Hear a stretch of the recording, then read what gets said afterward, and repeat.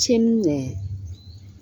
본장은 마태복음 3장 13절로 17절, 마가복음 1장 9절로 11절, 누가복음 3장 21절로 22절에 의거함. 광야의 선지자와 그의 놀라운 선포에 관한 소식은 갈릴리 전역에 퍼졌다. 이 기별은 깊은 산골 벽촌의 농부들과 해변의 어부들에게까지 미치어 그들의 단순하고 진실된 마음에 가장 참된 반응을 일으켰다. 나사렛에서는 이 기별이 요셉의 목공소에도 들리게 되었는데 예수께서 그 외침을 알아보셨다. 그분의 때는 왔다. 그분은 자신의 매일의 수고에서 돌아서서 어머니에게 고별 인사를 한 후 요단강으로 모여가고 있는 마을 사람들의 발자취를 따라가셨다. 예수님과 침례자 요한은 친척간이었고 그들의 출생에 따른 사건 때문에 긴밀한 관련을 맺고 있었지만 아직 서로 직접 대면해 본 적이 없었다. 예수님은 갈릴리 나사렛에서 생애하셨고 요한은 유대 광야에서 생애했다. 이 두 사람은 크게 다른 환경 가운데서 다 은둔 생활을 하였으므로 피차 교통한 일이 없었다. 이 일은 하나님의 섭리가 명하신 것이었다. 이 두 사람이 서로 상대편의 주장을 지지하기 위해 공모했다는 혐의를 받을 여지가 없게 하기 위함이었다. 요한은 예수님의 탄생을 특징 지은 사건에 대해 잘 알고 있었다. 그는 예수께서 소년 시절에 예루살렘을 방문하신 일과 랍비의 학교에서 생긴 일에 대하여 들었다. 그는 예수님의 죄 없는 생애에 대하여 알았으며 그가 메시아가 되실 것을 믿었으나 이에 대한 결정적인 보증은 얻지 못하였다. 예수께서 그처럼 오랫동안 세상에 알려지지 않은 채로 계시고 당신의 사명에 대하여 특별한 증거를 주시지 않은 사실은 그분이 과연 약속되신 분이실까 하는 의심을 일으킬 여지를 주었다. 그러나 침례자 요한은 하나님의 정하신 때가 이르면 모든 것이 다 분명해지리라고 생각하면서 믿음으로 기다렸다. 그는 메시아가 자기에게 침례받기를 요구할 것과 그분의 신성의 표적이 그때에 나타날 것에 대하여 계시를 받았다. 이것으로 말미암아 그는 메시아를 백성에게 소개할 수 있게 될 것이었다. 예수께서 침례를 받기 위해 오셨을 때에 요한은 전에 어떤 사람에게서도 찾아볼 수 없었던 품성의 순결성을 그분에게서 보게 되었다. 그분이 계신 자리는 그 분위기까지도 거룩하고 엄숙하였다. 요한은 요단강에서 자기 주위에 모여들었던 무리 가운데서 범죄에 대한 험악한 이야기를 들었었고 숱한 죄짐에 눌린 사람들을 만난 적은 있었으나 그처럼 신령한 감화력을 나타내는 사람과 접촉해 본 적은 결코 없었다. 이 모든 것이 다 메시아에 관하여 요한에게 계시된 것과 부합되었다. 그러나 그는 예수님의 요청에 응하기를 주저하였다. 죄인인 그가 어찌 죄 없으신 분에게 침례를 베풀 수 있는가? 그리고 회개할 필요가 없으신 그분이 죄책이 씻기기를 바라는 고백인 의식에 순복해야 하는가? 예수께서는 침례를 베풀어 주도록 요청하셨을 때에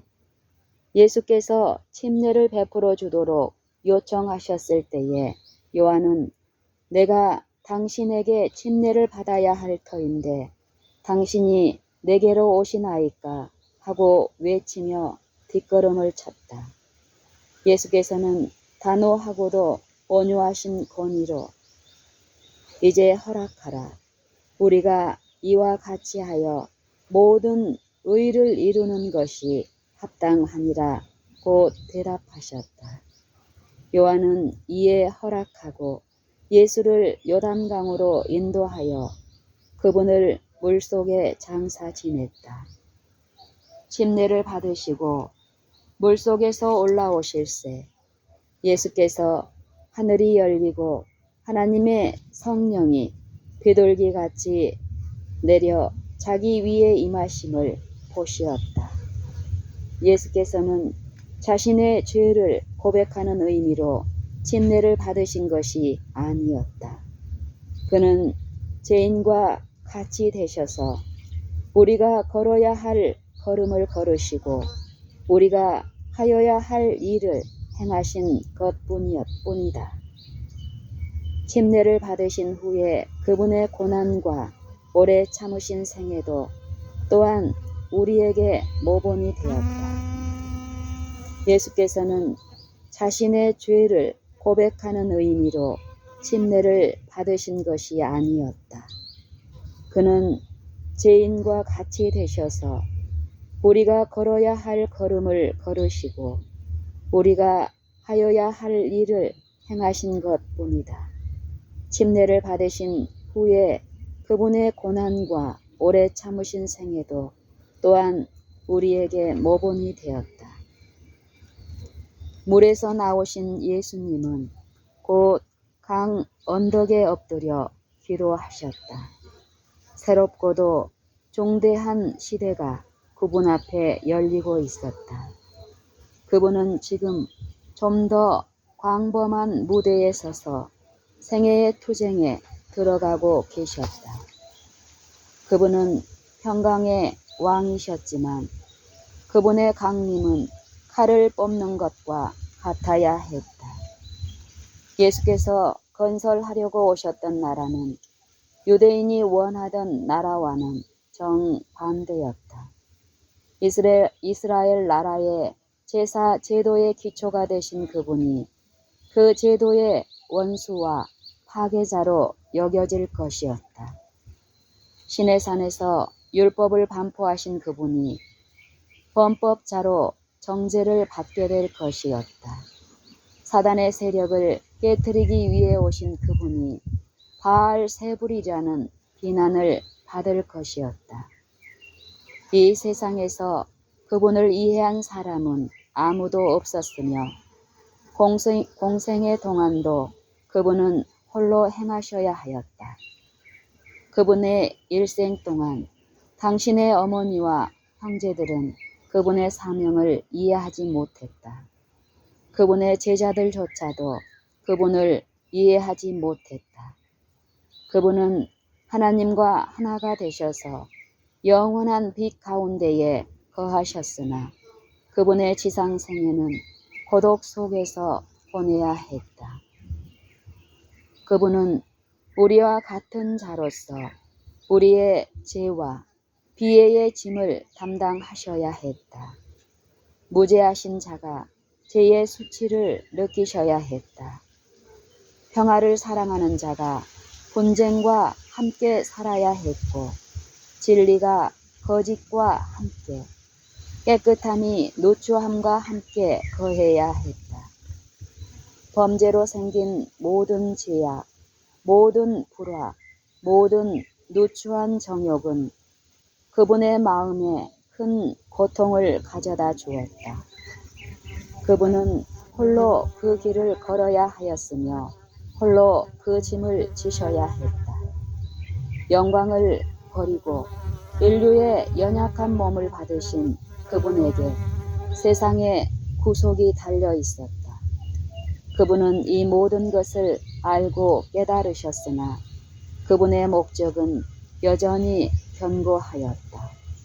타락한 인류의 구원이 그분의 팔에 달렸으므로 그분은 하나님의 전능하신 사랑의 손을 붙잡기 위하여 당신의 손을 내미셨다. 구주께서 기도로 당신의 심정을 토로하실 때에 그분의 시선은 하늘을 꿰뚫는 듯 했다. 구주께서 기도로 당신의 심정을 토로하실 때에 그분의 시선은 하늘을 꿰뚫는 듯 했다. 그분은 제가 사람의 마음을 완악하게 한 것과 사람이 당신의 사명을 이해하고 구원의 선물을 받아들이기가 얼마나 어려운지를 잘 아셨다. 그분은 그들의 불신을 정복하고 사단이 그들을 메어둔 착고를 깨트리며 그들을 대신하여 파괴자를 정복할 수 있는 능력을 달라고 아버지께 간구하셨다. 그분은 하나님께서 당신의 아들 안에서 인류를 받으신다는 증거를 달라고 간구하셨다. 전사들은 전에 이러한 기도를 들어본 적이 결코 없었다. 그들은 자신들의 사랑하는 사령관이신 예수께 보증과 위로의 기별을 전해주기를 갈망한다. 그러나 그렇게 되지 않는다. 아버지께서 친히 당신의 아들의 간구를 응답하실 것이다. 아버지의 영광의 빗줄기가 직접 보좌에서 흘러나온다. 하늘이 열리고 구주의 머리 위에 온유하고 겸손하신 그분에 대한 적절한 표상인 비둘기 같은 가장 순결한 빛의 모양이 내려온다. 요단강에 모인 큰 무리 가운데 침례자 요한을 제외하고 하늘의 이상을 식별한 사람은 거의 없었다. 그러나 하나님의 임재에서 오는 엄숙함이 회중 위에 임하였다. 사람들은 서서 묵묵히 예수를 주목하였다. 그분의 몸은 하나님의 보좌를 항상 두르고 있는 그 빛으로 덮여 있었다. 위를 향한 그분의 얼굴은 그들이 전에 사람의 얼굴에서는 전혀 보지 못했던 영광으로 빛났다.